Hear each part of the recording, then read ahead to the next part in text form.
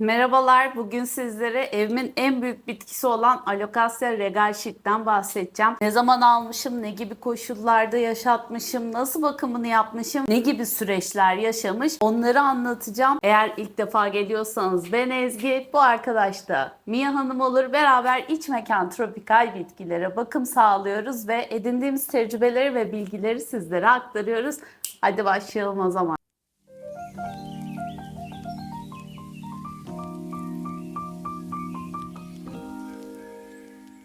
Bu arada tabii ki gene her şeyden önce bir hatırlatma. Kanala abone değilseniz abone olmayı, videoyu beğenmeyi ve zil işaretine basmayı lütfen unutmayın. Şimdi bu güzel kızımı ben aldığımda 2022 yılı civarında almışım. Ne yazık ki ilk fotoğrafları yok. Çünkü o zamanlar aldığım bitkilerin ilk fotoğraflarını çekmiyordum. Ama sizlere yardımcı olması açısından arşivin tozlu raflarından çıkardığım fotoğrafları ve videoları yan taraflara tarihleriyle beraber koyacağım. En azından bitkilerin büyüme süreçlerini, nasıl zaman gerektiğini, nasıl sabır gerektiğini de bu şekilde görmüş olacaksınız. İlk aldığımda çok az yaprağı vardı. Hatta çok uzun bir süre fazla yaprak da vermedi bana. Ne zaman ki tabii ki alokasyalara bakmayı öğrendikten sonra fazla yaprak vermeye başladı. Çok yavaş zaman aralıklarıyla bir tane, iki tane yaprak çıkarıyordu. Çok hızlı gelişim de göstermiyordu. Ortama adaptasyonunun çok kolay olmadığını düşünüyorum ya da dediğim gibi benim bakımı doğru yapmamamla alakalı olabilir. Şu an çünkü yeni aldığım alokasyalarla ilgili bu tarz sorunlar yaşamıyorum.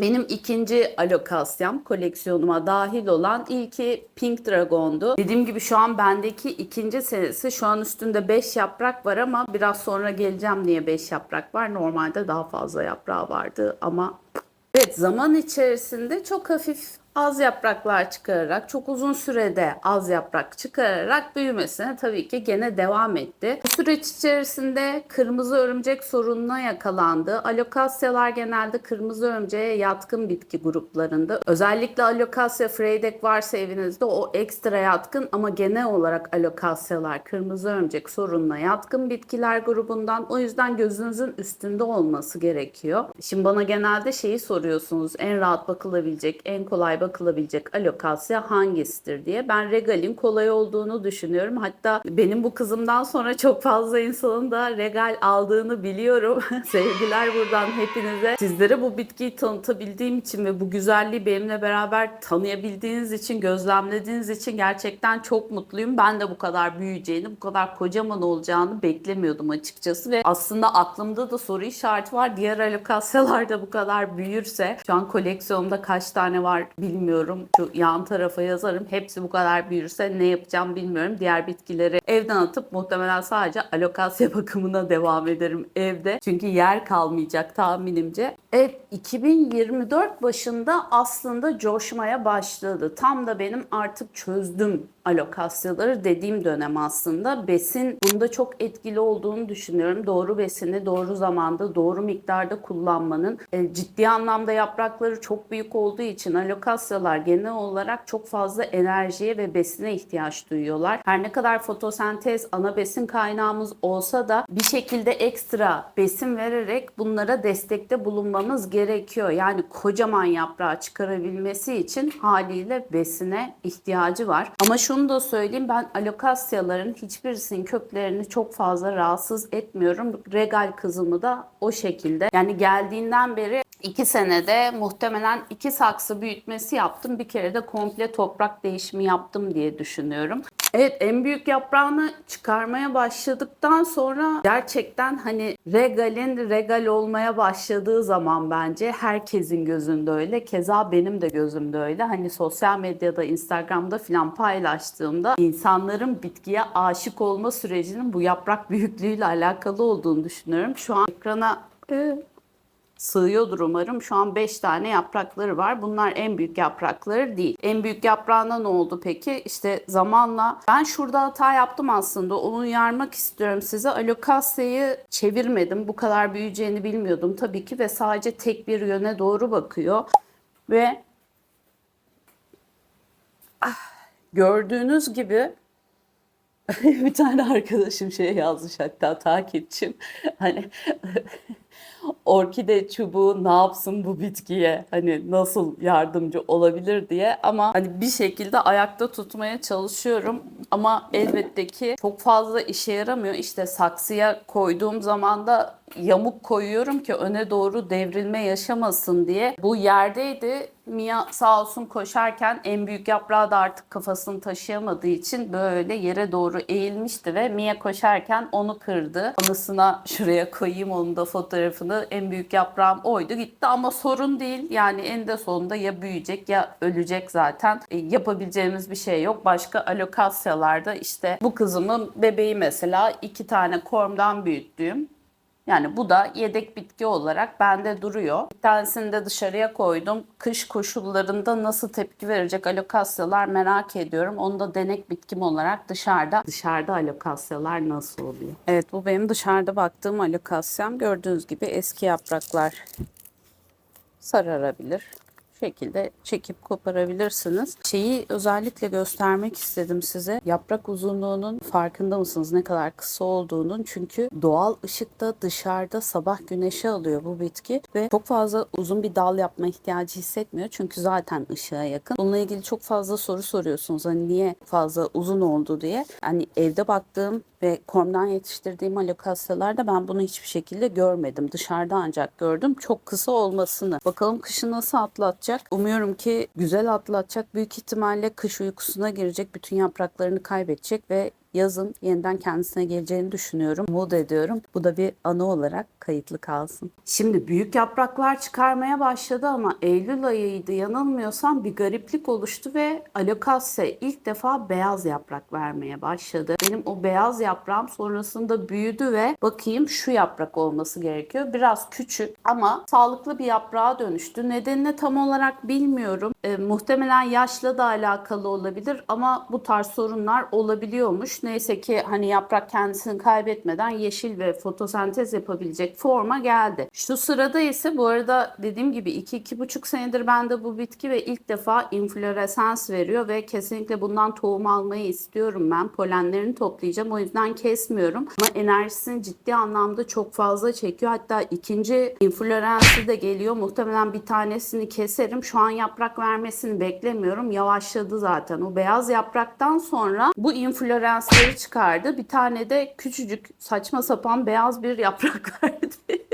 Yani Mia'nın yaprağı olarak adlandırıyorum onu. Minnoş Jungle'ın en minnoş yaprağı, çok anlamsız bir şekilde. Ya tahminimce infloresans çıkarması alokasyalarda o kadar fazla enerji çekiyor ki infloresensleri çıkarırken aynı anda da yaprak çıkarmaya çalıştı ve yaprağa o enerji gitmediği için infloresenslere enerji gitti ve bu yaprak da böyle küçük kaldı diye düşünüyorum ben. Aklıma gelen en mantıklı açıklama bu. Evet, dediğim gibi infloresensleri kesmiyorum ama polen vesaire o tarz bir deneme yapmayacaksanız eğer kesinlikle kesin. Bazı arkadaşlar hani nasıl keseceğim diye soruyorlar. Belli bir uzunluğa geldikten sonra kesebildiğiniz en alt kısımdan kesmeye lütfen çalışın. Şimdi bakımına gelelim. Bakımını nasıl yapıyorum? Öncelikle aydınlık ortam kesinlikle çok seviyor tabii ki alokasyalar. Orman altı bitkileri olmalarına rağmen eğer büyük yaprak istiyorsanız alokasyalarınızda ve diğer bitkilerinizde ışık burada çok önemli bir faktör oluyor. Şimdi ışığın yanı sıra büyük yaprakta şöyle bir şey de var. Bitkinin buna potansiyeli var mı? Hani regal, evet, büyük yaprak doğada da baktığınızda, diğer regallere işte Instagram'da falan da baktığınızda büyük yaprak çıkarabilen bitkiler, ama bazı bitkilerin buna karşı potansiyeli yoktur. Yani sen ne kadar ışık verirsen ver, ne kadar besin verirsen ver, büyütebileceği maksimum boyut işte şu kadar bir yapraktır. O yaprağı büyütemez. Ama doğru bakımla potansiyelini gerçekleştirmesine bitkinin yardımcı olabilirsin. Şimdi bu arkadaş evet yaprak büyütebilen bir arkadaş. O zaman güzel bir ışıkla potansiyelinin üst seviyesine çıkmasına benim yardımcı olmam gerekiyor. Bir numaralı konu ışık lütfen.